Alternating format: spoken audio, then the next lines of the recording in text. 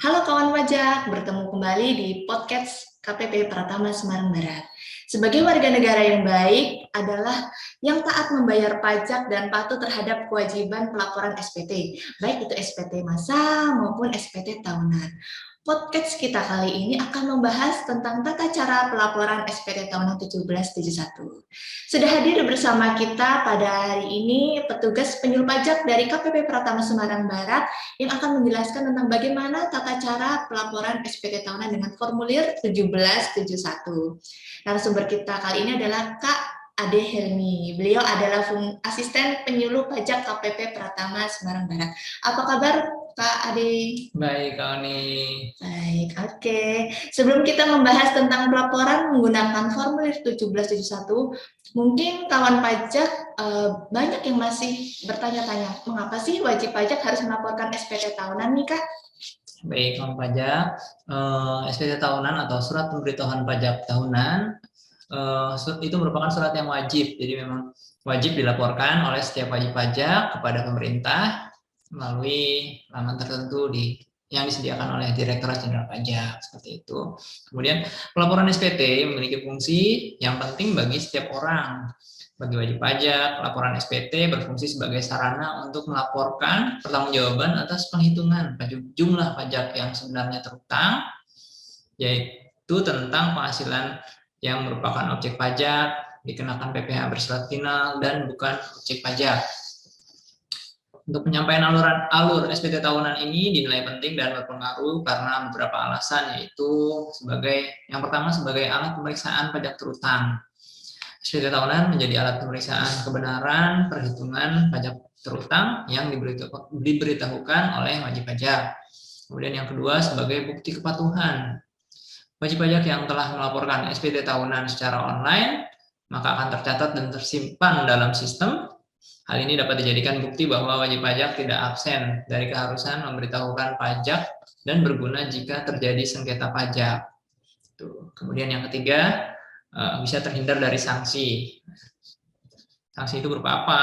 Sanksi itu berupa denda, yaitu besaran sanksi yang dikenakan untuk wajib pajak badan yang terlambat lapor SPT adalah sebesar Rp1.000.000 dan untuk wajib pajak pribadi sebesar Rp100.000.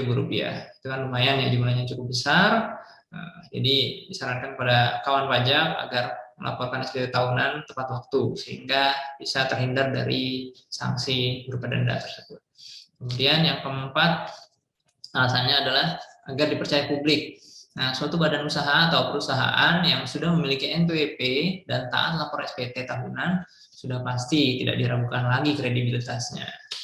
Baik, berarti emang penting sekali ya SPT tahunan itu karena pertama sebagai alat pemeriksaan pajak terutang, kedua bukti kepatuhan wajib pajak terhadap kewajiban perpajakannya, yang ketiga agar terhindar dari sanksi perpajakan, yang keempat adalah dipercaya publik karena wajib pajak badan itu dianggap kredibel apabila sudah tidak diragukan lagi kredibilitasnya apabila sudah melaporkan SPT tahunan. Oke, terkait dengan tema kita hari ini, yaitu tentang tata cara pelaporan SPT tahunan 1771, apa sih yang dimaksud dengan SPT tahunan 1771 nih, Kak?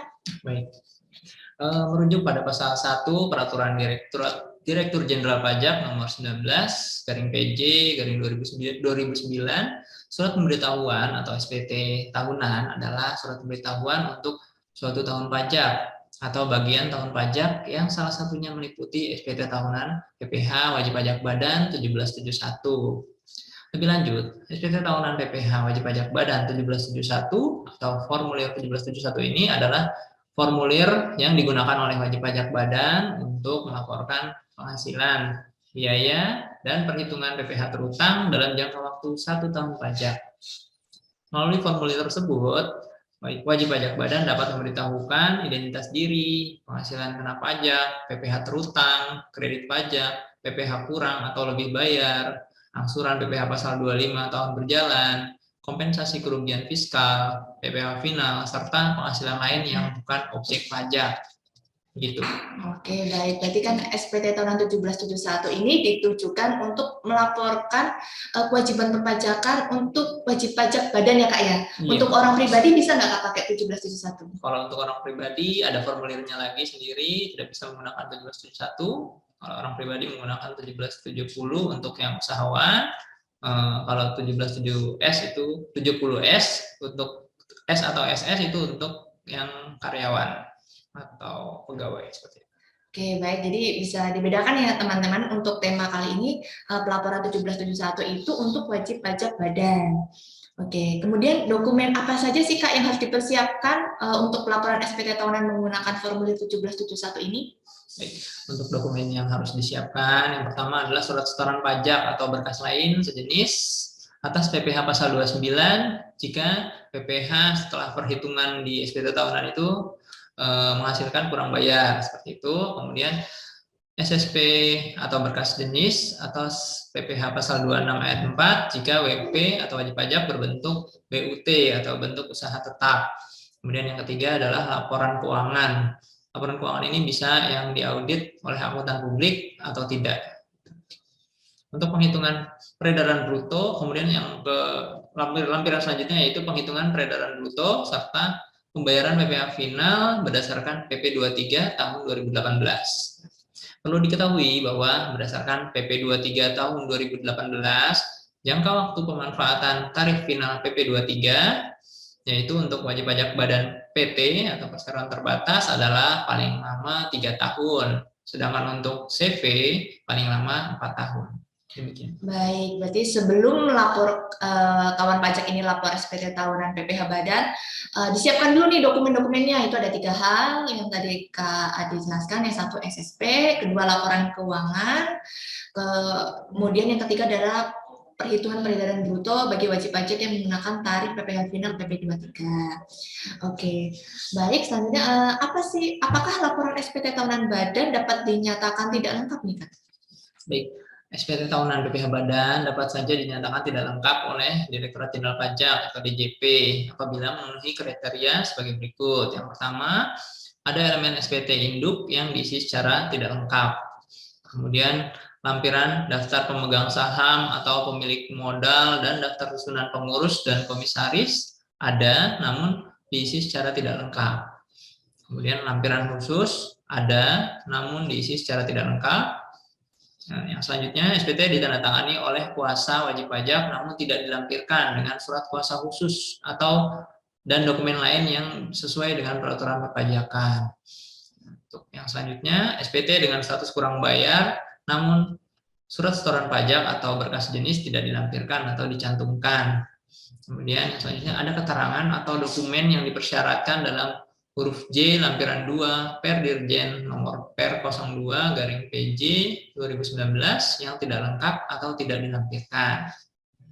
Oke, baik. Itu kan formulir SPT tahunan yang dinyatakan tidak lengkap. Nah, bagaimana formulir SPT tahunan badan dinyatakan tidak disampaikan itu seperti apa, Kak?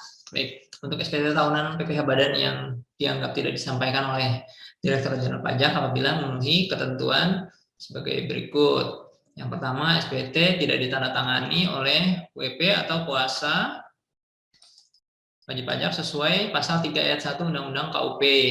Kemudian yang kedua, SPT tidak disampaikan dalam bahasa Indonesia dengan menggunakan satuan mata uang selain rupiah. Kemudian yang ketiga, SPT lebih bayar disampaikan melebihi jangka waktu 3 tahun setelah berakhirnya masa pajak, tahun pajak atau bagian tahun pajak, serta wajib pajak telah ditegur secara tertulis. Dan yang keempat, SPT tidak disampaikan sebelum DJP melakukan pemeriksaan bukti permulaan secara terbuka atau menerbitkan surat ketetapan pajak atau SKP. Baik, kawan pajak sudah tahu sendiri kan, berarti seperti penjelasan Kak Ade tadi, ada kriteria-kriteria apa itu formulir SPT yang tidak lengkap dan dianggap tidak disampaikan. Oke, selanjutnya intinya nih dari podcast kita kali ini tuh bagaimana sih cara penyampaian pelaporan SPT tahunan 1771? Baik, untuk pelaporan SPT tahunan 1771, kawan pajak bisa menempuh salah satu dari 2 cara ini, yaitu yang pertama secara elektronik dan yang kedua secara manual gitu. Baik, yang secara elektronik ini menggunakan e-form yang bisa diakses melalui djponline.pajak.go.id. Kemudian yang kedua secara manual diserahkan secara langsung atau dikirim pos atau ekspedisi sepanjang tidak terdapat SPT masa atau tahunan sebelumnya yang disampaikan secara elektronik. Jadi kalau kawan pajak sebelumnya belum pernah menyampaikan secara elektronik, baik itu e-filing,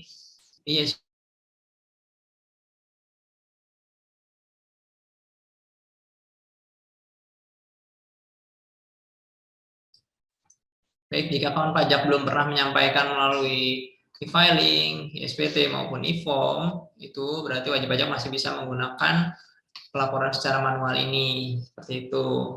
Jadi apabila sudah pernah melaporkan menggunakan salah satu dari e-form, e-filing atau e-SPT tadi, maka sudah tidak bisa menggunakan pelaporan secara manual.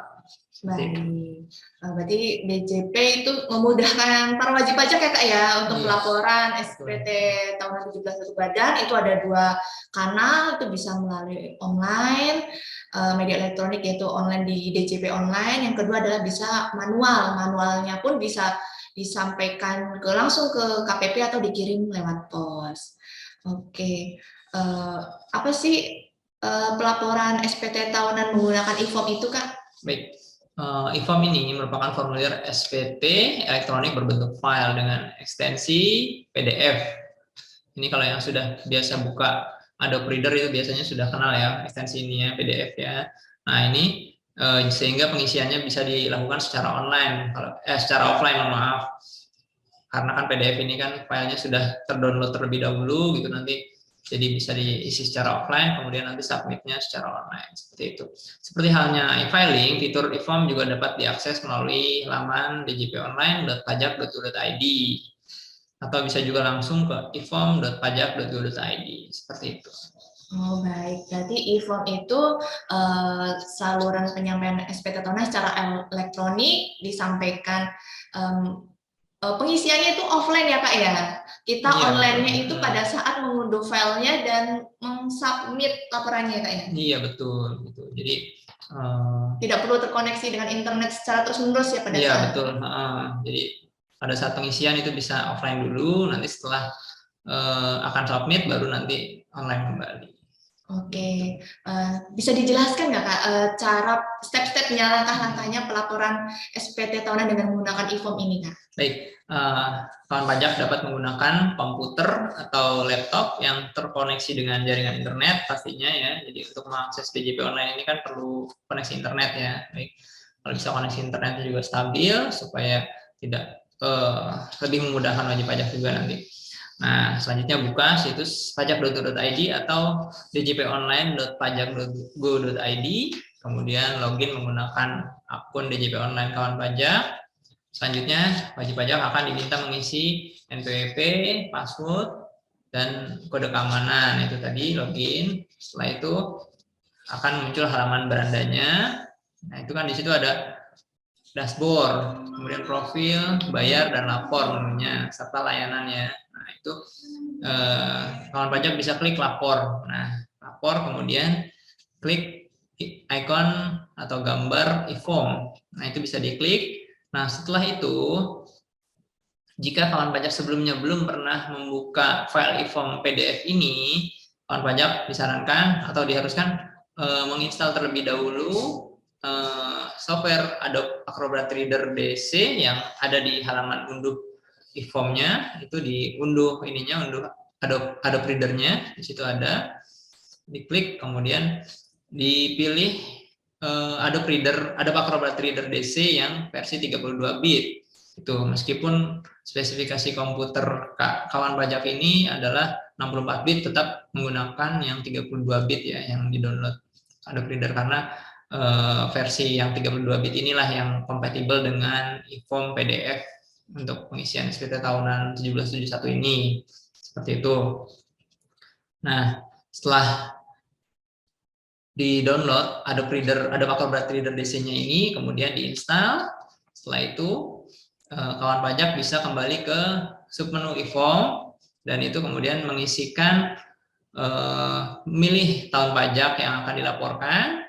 Kemudian setelah itu submit, dan akan terjadi pengiriman kode token ke alamat email kawan pajak, dan juga file e-form berbentuk PDF akan terdownload pada komputer atau laptop kawan pajak. Seperti itu. Selanjutnya bisa bisa dibuka menggunakan Adobe Acrobat Reader DC yang tadi telah diinstal seperti itu. Kemudian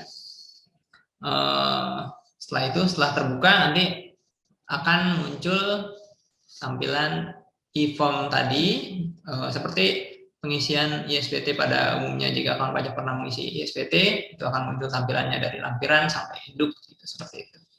Baik, berarti di e-form pelaporan secara e-form ini ada beberapa hal yang perlu diperhatikan ya Kak. Yang pertama, pada saat install aplikasi Acrobat Reader DC itu pilih versi yang 32 bit ya Kak ya, walaupun spesifikasi laptop atau PC-nya itu 64 bit ya Kak ya. Iya, betul. Karena hanya versi 32 bit itu yang kompatibel. Kemudian selanjutnya pada saat setelah terunduh nanti akan terjadi dua hal yang perlu dipastikan oleh para wajib pajak. Yang pertama, nanti akan pada saat klik kirim permintaan akan terjadi dua hal. Yang pertama akan terunduh file PDF e-form tersebut. Yang kedua adalah akan dikirimkan kode verifikasi ya Kak, atau token ya Kak ya, iya, ke email para wajib pajak yang nanti digunakan pada saat submit. Oke, ini kan sudah terunduh nih Kak filenya. Kita kan buka, cara bukanya tuh double klik atau ada trik khusus nggak Kak untuk membuka file PDF ini? Baik.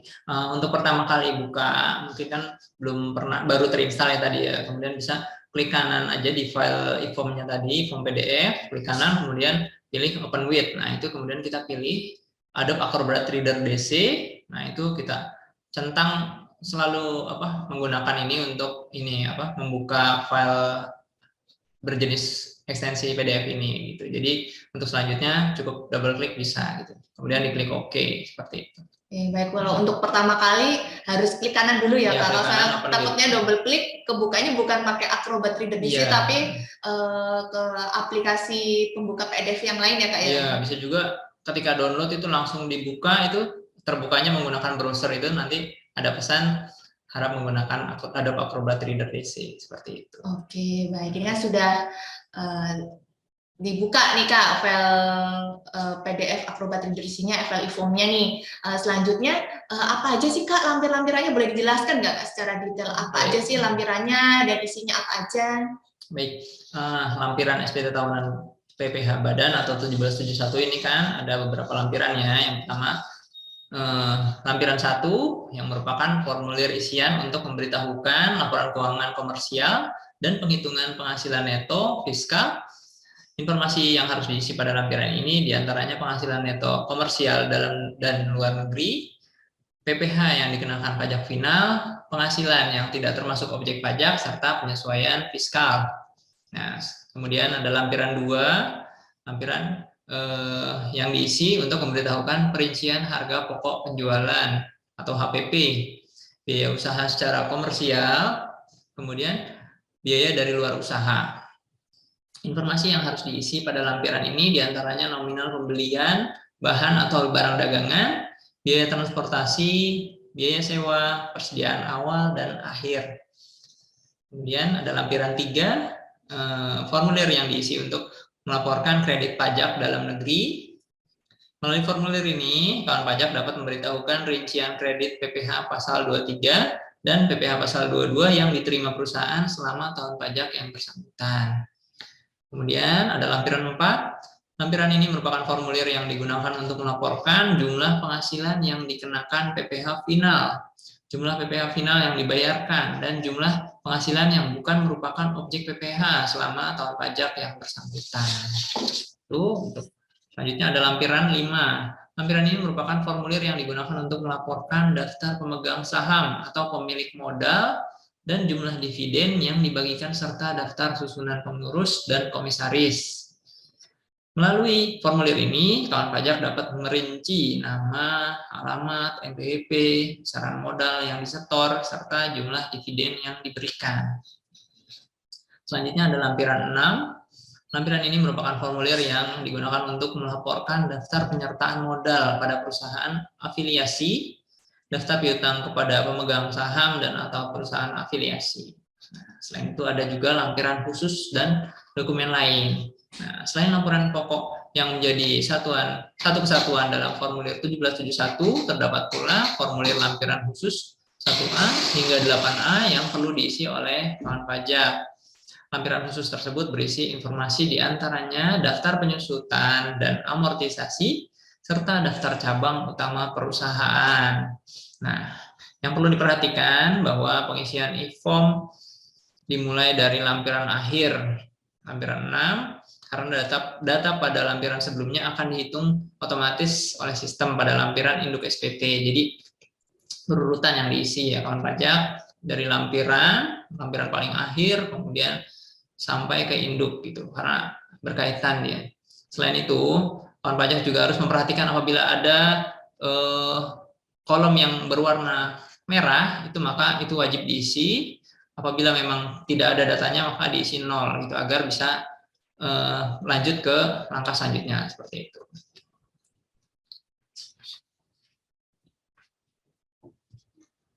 Baik, itu kan tadi lampirannya. Berarti untuk pengisian SPT tahunan ini pada saat awal terbuka e-form itu isinya dari lampiran dulu. Setelah lampiran selesai, nanti akan terakhir adalah induknya, lampiran induk.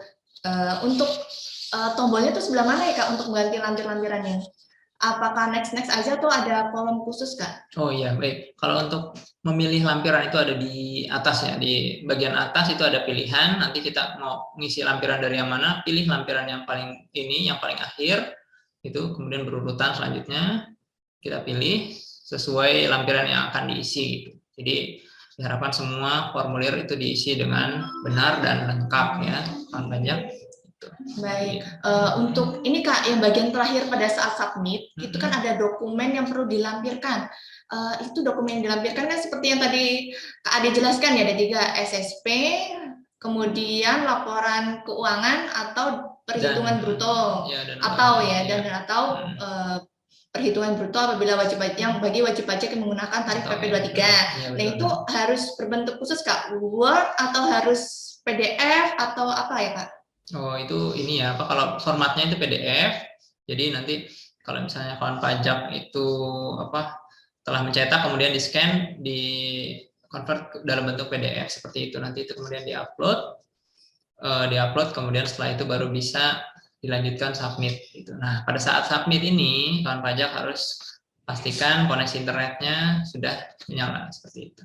Baik, kan untuk pengisian e-form ini kan offline ya Kak ya. Biasanya nih kalau ngisinya offline wajib pajak biasanya suka lupa atau ditinggal-tinggal, tiba-tiba nggak terasa sudah 1 bulan atau 1 minggu, 2 minggu. Nah, apakah file e-form yang kalau misalkan nih Kak, apakah ada jangka waktunya pengisiannya ya Kak antara dari mulai unduh sampai submit gitu Kak untuk file e-form ini? Ya, kalau itu memang ada jangka waktunya. Jadi ada masa expirednya. Jadi ketika sudah sekitar 1 atau 2 minggu itu nanti e-form harus di-download kembali dari DJP Online agar bisa disubmit pada saat sudah selesai pengisiannya. Karena kita pernah menemukan kasus memang wajib pajak itu seperti itu, sudah 1 bulan di-download ternyata baru disubmit bulan berikutnya itu, sehingga ketika submit itu tidak bisa, dan itu ada notifikasi bahwa e-form sudah expired, jadi harus download ulang. Jadi kawan pajak harus mendownload ulang dan mengisi kembali, setelah itu baru bisa submit seperti itu. Baik, lebih baik setelah di-download langsung dikerjakan, langsung disubmit ya Kak ya, tidak perlu nunda-nunda ya Kak ya. Iya, kalau perlu, tapi tetap harus dicek dulu isiannya, kalau sudah benar baru kemudian disubmit gitu. Jadi nggak usah ditunda-tunda. Kalau bisa sekarang buat apa kapan lagi? Buat apa besok-besok ya? Iya betul sekali Kak Adina. Jika kawan pajak masih bingung dengan penjelasan tadi, tutorial pelaporan SPT tahunan 1771 menggunakan e-form dapat dilihat di kanal YouTube Direktorat Jenderal Pajak. Yang perlu digarisbawahi dan biasanya sering terlupakan adalah kewajiban melaporkan SPT tahunan bagi kawan pajak adalah bagi kawan pajak yang telah memiliki NPWP. Nah, kewajiban pelaporan SPT tahunan tetap dilakukan meskipun wajib pajak tersebut sudah tidak bekerja dan tidak memiliki penghasilan sepanjang masih terdaftar dan status aktif dan atau NPWP-nya aktif. Jadi bagi kawan pajak yang sudah memiliki NPWP, kemudian NPWP aktif, meskipun tidak bekerja tetap memiliki kewajiban untuk melaporkan SPT tahunan. Dan batas waktu penyampaian SPT tahunan badan yaitu adalah akhir bulan April tahun berikutnya. Nah, bagaimana kawan pajak? Mudah sekali bukan untuk dapat melaporkan SPT tahunannya? Pelaporan SPT tahunan cukup via online, sehingga kawan pajak tidak perlu lagi antri berjubel datang ke kantor pajak. Jadi, kawan pajak bisa melaporkan SPT tahunan kapan saja, 24 jam, kapan aja, dan di mana aja. Nah, sebelum kita menutup podcast kita pada hari ini, apa pesan yang ingin disampaikan kepada kawan pajak yang sedang mendengarkan podcast kita hari ini, Kak? Baik, kawan pajak, Direktorat Jenderal Pajak kan memang sudah memberikan fasilitas dan kemudahan bagi kawan pajak semua dalam melaksanakan hak dan kewajibannya. Nah, kami berharap kepada para wajib pajak dapat melaksanakan apa yang menjadi hak dan kewajibannya dengan baik dan benar. Kami ucapkan terima kasih setinggi-tingginya kepada seluruh wajib pajak atas kontribusinya dalam membangun negeri kita tercinta ini.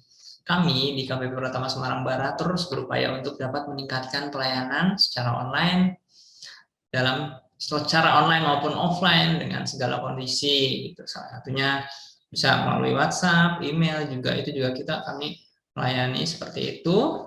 Kemudian kami juga perlu sampaikan bahwa Direktorat Jenderal Pajak telah mencanangkan zona integritas di seluruh unit kerjanya. Hal ini dimaksudkan untuk mendorong terciptanya wilayah bebas dari korupsi karena segala bentuk pelayanan perpajakan tidak dipungut biaya, gratis. Baik, semua pelayanan perpajakan di KPP itu tidak dipungut biaya ya kawan pajak alias gratis. Baiklah, sekian materi dari kita hari ini. Terima kasih kepada kawan pajak yang semua yang telah bersedia mengikuti podcast kita, dan terima kasih kepada Kak Ade Helmi atas materinya dan pencerahannya hari ini tentang pelaporan SPT tahunan 1771. Sama-sama. Baik, dan jangan lupa untuk teman-teman semua selalu melakukan protokol kesehatan dan menjaga kesehatan ya teman-teman. Nah, mari kita bersama-sama tuh berkontribusi bagi negara melalui pembayaran pajak hari ini juga. Kalau bisa hari ini, kenapa harus nanti? Pajak kuat, Indonesia maju, dan pajak kita untuk kita.